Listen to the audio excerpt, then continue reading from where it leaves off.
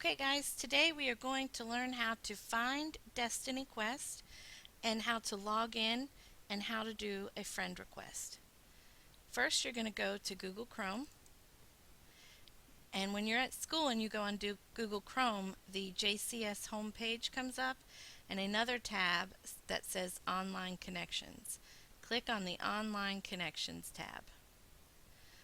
On this page, underneath Tools, JCS Tools, you'll see a link that says JCS Media Centers. Click on that link. And from here you can select the school.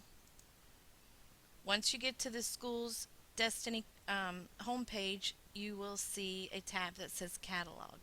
Click on Catalog.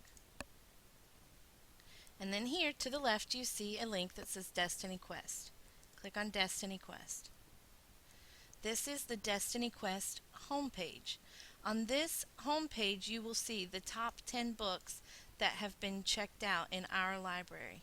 You also see some resource lists that you might use in the future, but also new arrivals. Any new books that come in, you'll be able to see what the titles are and the date that they came.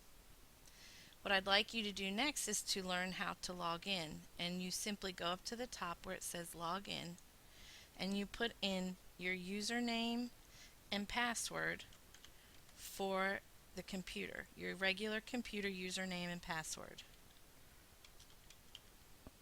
and then click log in. So once you click log in and you've logged in, you'll see your MyQuest page. On this you'll see any messages that you've received from people that you friend requested.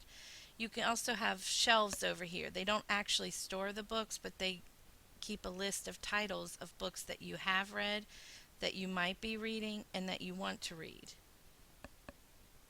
And those links are over here as well. Here's the link for the inbox and your friends. So this is how you search for friends. You simply type in their name and then hit enter.